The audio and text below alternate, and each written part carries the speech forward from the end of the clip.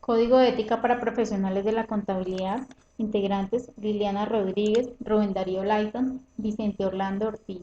Este es un trabajo de ética profesional al profesor Juan Carlos Ruiz de la Fundación Universitaria San Martín. Código de ética para profesionales de la contabilidad, edición julio de 2009, por el Consejo de Normas Internacionales de Ética para Contadores. Una característica que identifica a la profesión contable es que asume la responsabilidad de actuar en interés público, que conlleva satisfacer las necesidades de un determinado cliente o de la entidad para la cual trabaja. En su actuación de interés público, el profesional de la contabilidad acatará y cumplirá el presente código, el cual proporciona un marco conceptual que se aplicará con el fin de identificar amenazas en relación con el cumplimiento de los principios fundamentales, evaluar la importancia de las amenazas que se han identificado y cuando sea necesario aplicar salvaguardas para eliminar las amenazas o reducirlas a un nivel aceptable. Las salvaguardas son medidas para eliminar estas amenazas y son necesarias cuando el profesional de la contabilidad determina que existen amenazas a los principios fundamentales. Estas salvaguardas están presentes en cada parte del código, indicándole al profesional cómo debe actuar. Este código a su vez se divide en tres partes. La parte A, aplicación general del código; parte B, profesionales de la contabilidad en ejercicio; y parte C, profesionales de la contabilidad en las empresas. Parte A, aplicación general del código. Esta aplicación general del código hace mención de los principios generales y estos son: integridad. Se refiere a ser francos, honestos y actuar con integridad.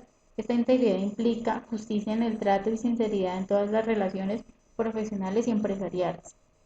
No asociarse con informes, declaraciones, comunicaciones u otra información que contenga información que no sea conforme a la realidad. De lo contrario, deberá tomar las medidas necesarias para desvincularse de la misma en todas sus relaciones profesionales y empresariales. Segundo principio es la objetividad. Hace mención de no comprometer su oficio profesional o empresarial a causa de prejuicios, conflictos de intereses o influencia indebida de terceros, actuando siempre con objetividad. Competencia y diligencia profesional. Mantener el conocimiento y la aptitud profesionales, actuar con diligencia de conformidad con las normas técnicas y profesionales aplicables, atención continua y conocimiento de los avances técnicos, y actuar de conformidad con los requerimientos de una tarea y actuar con esmero. Asimismo, deberá poner en conocimiento de los clientes, de las entidades para la cual trabaja o de otros usuarios de sus servicios las limitaciones inherentes al cargo. Confidencialidad. Aplica para los profesionales y su grupo de trabajo abstenerse de divulgar información confidencial de la firma o entidad para la cual trabaja, incluso cuando haya finalizado sus servicios, o bien usarla en beneficio propio. Solo podrá revelar la información que sea requerida como evidencia por disposición legal o en cumplimiento de revisión de calidad ante los organismos competentes, por ejemplo la IFAC. Comportamiento profesional. Cumplir las disposiciones legales y reglamentarias a fin de evitar cualquier actuación que pueda desacreditar y en la cual se vea afectada la buena reputación de la profesión. Bien, ahora vamos a hablar de la parte B del código, profesionales de la contabilidad en ejercicio, y él nos habla de la aplicación de los principios en determinadas situaciones. Entonces, esas determinadas situaciones pueden ser en el ejercicio profesional. Cuando existe un nombramiento profesional, antes de la aceptación de relaciones con un nuevo cliente o aceptación de encargos o cambios en el nombramiento, el profesional de la contabilidad en ejercicio determinará si la misma originaría una amenaza en relación con el cumplimiento de los principios fundamentales. Conflictos de intereses. El profesional de la contabilidad tomará medidas razonables para identificar y evaluar circunstancias que puedan originar un conflicto de intereses o cualquier amenaza que pueda existir. Segundas opiniones. Las situaciones en las que una compañía o entidad que no es cliente en la actualidad solicita o formule directa o indirectamente a un profesional de la contabilidad en ejercicio que proporcione una segunda opinión sobre la aplicación de normas o principios de contabilidad. Honorarios y otros tipos de remuneración. Entonces nos habla que cuando se inician negociaciones relativas a los servicios profesionales, el contador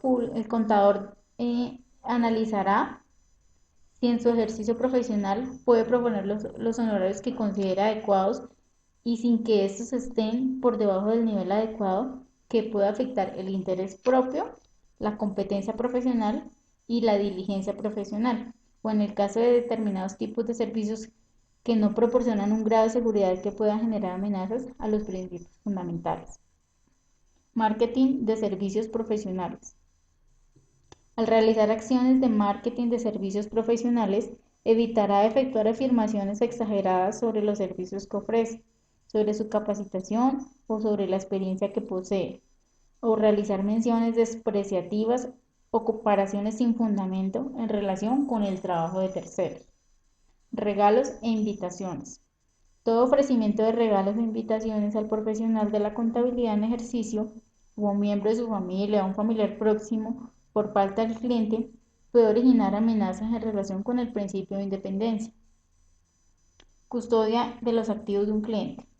No se hará cargo de la custodia de sumas de dinero ni de otros activos del cliente, salvo que las disposiciones legales lo autoricen, y en ese caso lo hará de conformidad con cualquier deber legal adicional que sea impuesto a un profesional de la contabilidad en ejercicio que custodie dichos activos. Objetividad. Este se debe dar en todos los servicios profesionales. Y si existen amenazas como resultado de tener intereses en relaciones con un cliente o sus administradores, directivos o empleados, la actitud mental independiente deberá estar siempre presente y deberá expresar una conclusión y que se ha visto que esta opinión es sin prejuicios, que está libre de conflicto de intereses y de influencia indebida de terceros. Independencia. Esta independencia se da en encargos de auditoría y de revisión especialmente, y el código de ética obliga a que los miembros de los equipos de auditoría, las firmas y las firmas de la red, sean independientes de los clientes de auditoría, deberán actuar con escepticismo profesional y sin influencias que comprometan el juicio profesional respecto de su responsabilidad, respecto de los papeles de trabajo, del periodo del encargo y otras consideraciones en el marco conceptual en relación con la independencia, en intereses financieros, en relaciones empresariales, en relaciones familiares y personales, en relación al empleo de un cliente de auditoría, en asignaciones temporales de personal o en la vinculación prolongada al personal senior, incluida esta la rotación de socios con un cliente de auditoría. Dice que en la evaluación de la importancia de una amenaza se concluirá si se debe aceptar o continuar un encargo con respecto al servicio profesional con las firmas de la red, entidades de interés público o entidades vinculadas. Entonces ahora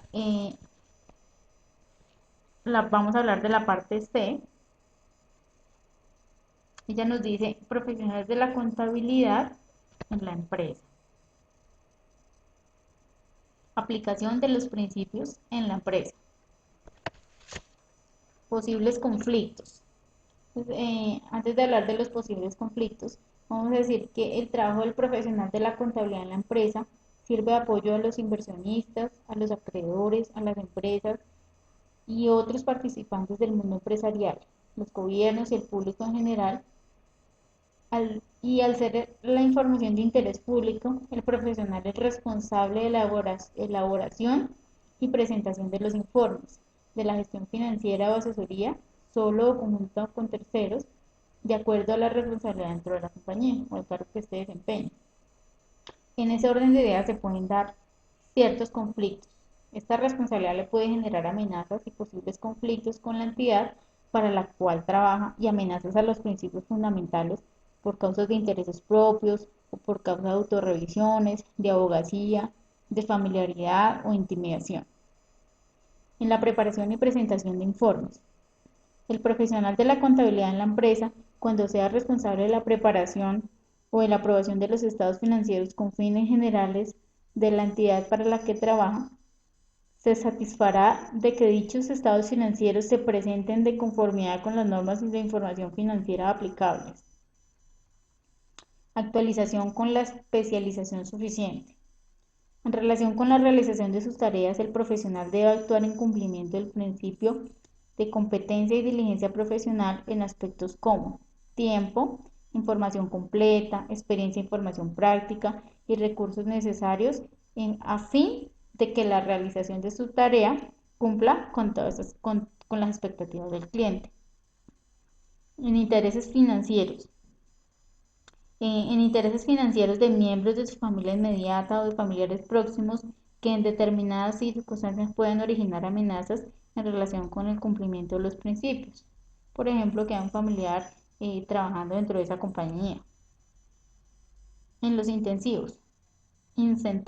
Los incentivos son regalos, invitaciones, ofertas o trato preferente o ofrecimiento laboral para su familia en busca de amistad o lealtad para con el profesional o para con su grupo. Estos ofrecimientos de incentivos pueden originar amenazas que afectan la independencia del profesional. En tal sentido, deberá aplicar las salvaguardas que correspondan. Entonces, traemos a colación unos ejemplos de salvaguardas que están incluidas en el Código de Ética y estos son solo unos ejemplos, hay muchas más. El Código de Ética es muy específico en salvaguardas dado cada caso para que el profesional de la contabilidad lo aplique. El primero es obtener de otras fuentes la información necesaria antes de aceptar el cargo. Una otra salvaguarda puede ser un acuerdo previo por escrito con el cliente relativo a la base para determinar la remuneración, ello a fin de evitar futuros inconvenientes.